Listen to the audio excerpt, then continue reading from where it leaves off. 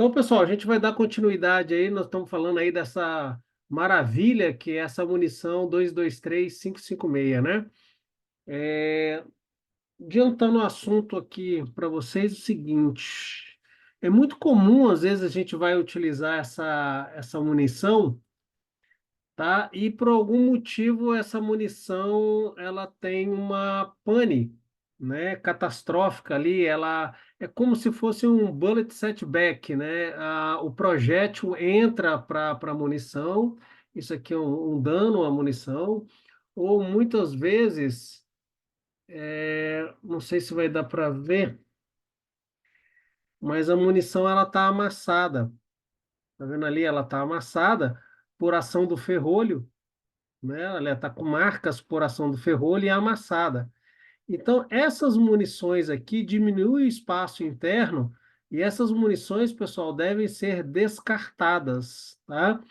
Essa munição aqui, ela diminuiu tanto o espaço interno do estojo que com certeza haverá uma sobrepressão e um dano catastrófico aí na nossa arma. Por menor que seja, diminuiu ali o tamanho total da munição, né, o OL, o overall length, né? A gente não deve utilizar essas munições, devem descartar. Isso aqui foi um absurdo de assentamento, né? Isso aqui a gente não deve utilizar. Tá ok, pessoal? Falando aí das munições ponta verde também, tirando uma dúvida aí, pessoal, às vezes a gente pega duas munições ponta verde dessa, só que uma é SS-109 e a outra é a Polymer Tip, né? A Polymer Tip, que é esse cara aqui, ele tem a ponta de polímero. E essa ponta de polímero, ela é pintada de verde também. Só que a gente passa a unha nela aqui e a gente vê que ela é uma ponta. A outra, a SS-109, a gente vai ver que é pintado. As duas são ponta verdes, mas uma é pintada e a outra é a Polymer Tip. Essa Polymer Tip aqui, pessoal, a gente tem muito problema com ela nos nossos fuzis automáticos, tá? De processo de ciclagem automáticos. Por quê? Essa ponta de polímero, ela bate na rampa, quebra, e aí me causa uma pane ali constantemente, tá? Então, essa munição aqui, normalmente, ela é indicada para fuzis de ferrolho, ações de ferrolho, tá ok? Eu tive muita pane com essa munição aqui, eu não uso essa munição em fuzis automáticos. Tranquilo? Bacana. Pessoal, na aula passada a gente falou bastante aí da munição, né? A gente terminou nossa aula passada falando da substituição desse calibre pelo Exército, pelas Forças Armadas Americanas, principalmente pelas Forças Especiais Americanas, né, do 277 Fury, que é o 6,8 por 51 milímetros, vocês lembram daquilo, né? Isso vai ser um problema para a OTAN, né? Porque o que é o tratado da OTAN? Ela preza? Ela preza por você ter um calibre que se adapta a todos os países que fazem parte daquele bloco. Então, você pega munições, no caso de guerra mundial, você pega munições de um país para o outro, e aquele conjunto de munições, ele se torna ali um padrão entre os países que fazem parte do bloco, né? Com essa nova adoção aí dos Estados Unidos, do 277 Fury, que é o 6,8 por 51, a gente não sabe se os outros países farão adoção dessa munição, né? Tendo em vista que está sendo utilizado um estojo um pouquinho maior, vai ter o peso um pouquinho maior, é uma munição de altíssima velocidade, com desgaste de arma um pouco maior, e aí os Estados Unidos ele tem muito dinheiro para fazer essas trocas de armas, né? Os países dos outros blocos que fazem parte da OTAN e talvez não tenham tanto interesse em estar pegando uma munição assim, mesmo que ela seja melhor, mas aí você tem um desgaste de armamento maior, maior pressão, maior velocidade, você tem um desgaste do cano aí, sim, considerável, ok? Bacana. Então vamos lá. É, Eu coloquei na apresentação passada e estou colocando aqui nessa apresentação também, pessoal, as nossas referências bibliográficas, né?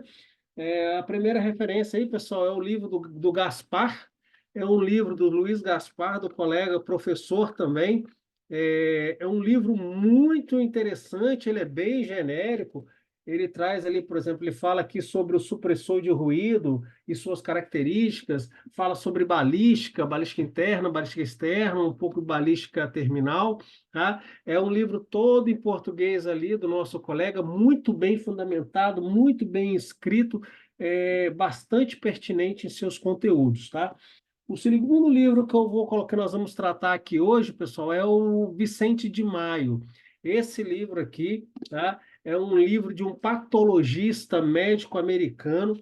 Ele estuda ele estuda a balística de ferimentos ele já é um senhor de idade, ele já estuda isso há mais de 50 anos, então os seus conhecimentos em balísticas de ferimentos, balística terminal, é muito fundamentada, muito bem.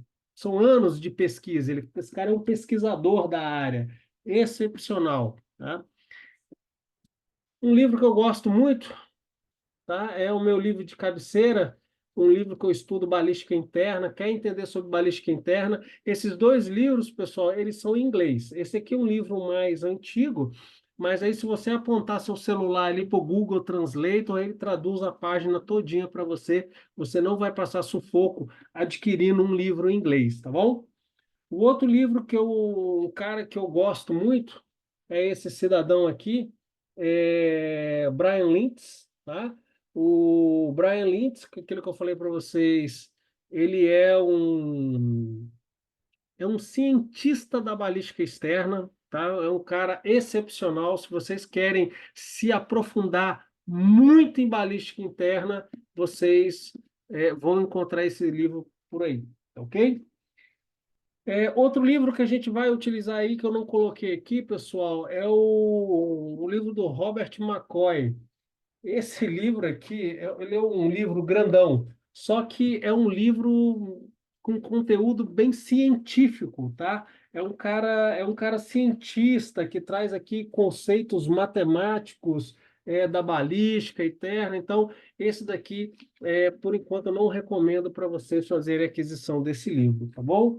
Então, os outros livros que estão aí apresentados para vocês, eu recomendo bastante. Comecem primeiro por esse livro do Gaspar, tá? Que é um livro que eu gosto muito, excepcional.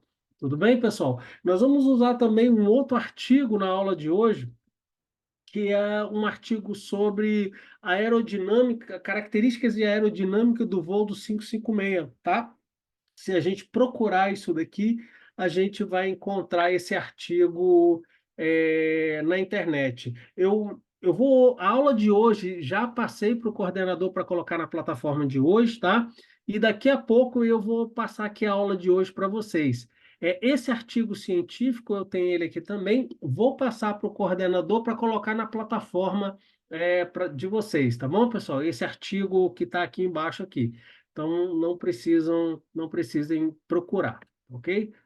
A aula de hoje vai ser uma aula ex- excepcional, tá, pessoal? Uma aula que eu gosto muito, tem muito conteúdo bacana, que a gente com certeza vai discutir muita coisa bacana, muita coisa legal, técnica hoje, científica, tá bom? Esse slide aí é só para a gente diferenciar o que é precisão e acurácia, né, pessoal? Eu sei que vocês já sabem isso de cor, mas eu já coloquei aí mais como uma referência para vocês, tá ok? Essa munição, lembra que eu falei para vocês, pessoal? Essa munição, uma característica da fabricante nacional é que ela utiliza o mesmo propelente em todas as munições, o que vai variar vai ser ali o projétil ali com a sua ponta e sua característica, mas o propelente é o mesmo, tá?